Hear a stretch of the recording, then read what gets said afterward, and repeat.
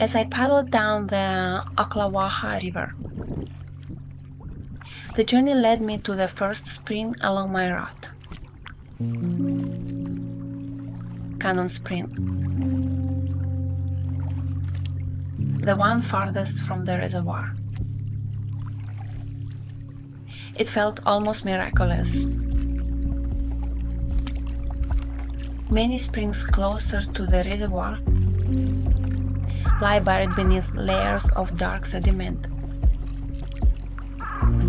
suffocated by stagnant, lifeless water.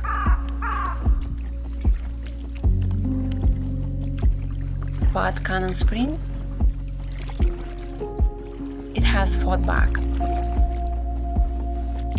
at least in part. Clear water still rises here, stubbornly pushing against decades of ecological damage, as if the spring refused to vanish quietly. In the central pool, I counted 4 active boils, with 3 more stirring along the shallow run. Each one seemed like a defiant heartbeat in a wounded landscape, pulsing stubbornly against time and neglect. Approaching the spring, I thought about its past.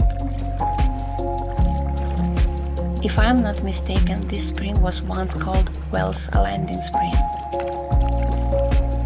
and it may have been a destination in the early 20th century. People came to bathe in mineral-rich waters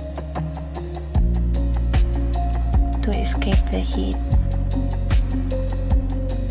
and to gather and share stories. There might have been a bathhouse here, a social heart along the river,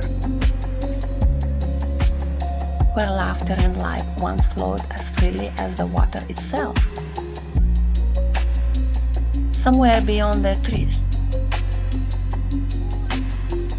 there may still be ruins hidden among the undergrowth, barely visible, easy to miss. Perhaps they are the remnants of an old structure, possibly even the bathhouse people once gathered around. Time and forest have blurred the truth. On what remains, a sign reads, "Stay away." Lost in thoughts of the past, I filmed quietly, careful not to disturb the fine sediment carried here by the reservoir, trying to capture not only what remains, but what is being lost.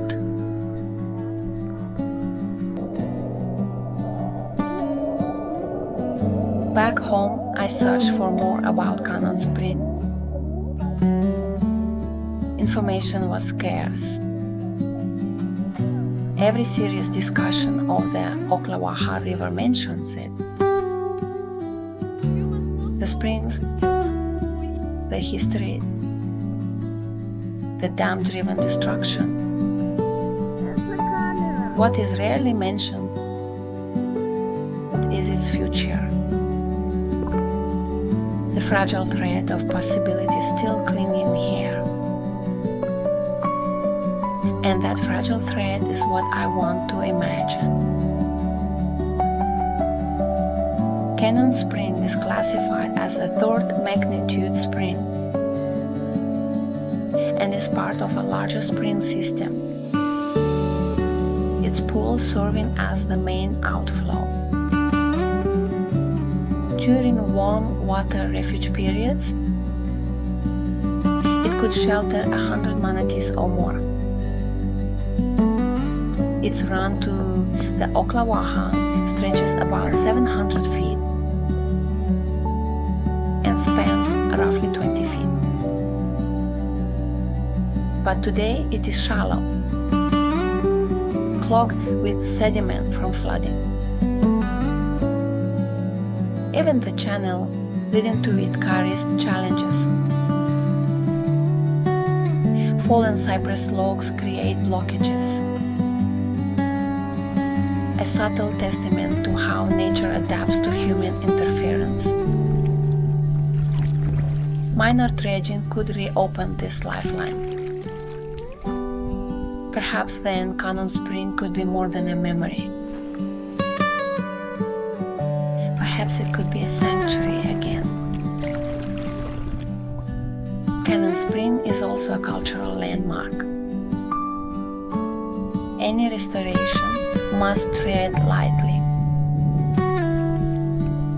balancing protection with the human curiosity that has always drawn people here. And even after all the neglect, life persists. Fish swim through the pool.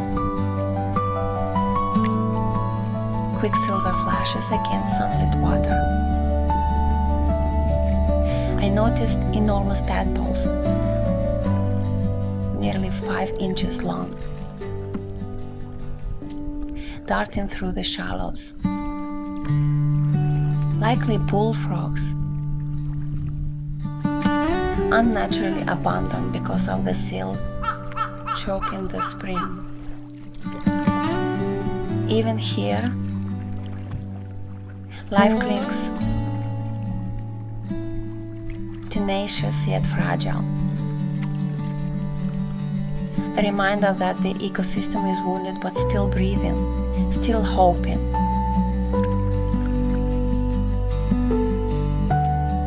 As I explore more springs along the Ocklawaha,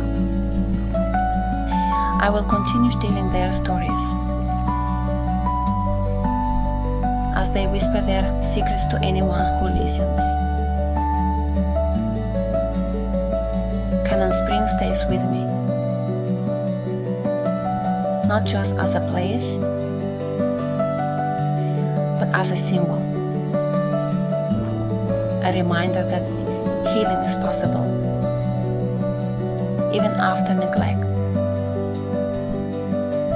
that resilience can survive indifference, that hope sometimes rises quietly from the ground. One fragile, clear spring at a time, though always shadowed by the scars we leave behind and the choices we fail to make. Stories hide in unexpected places until we meet again on the uncharted paths.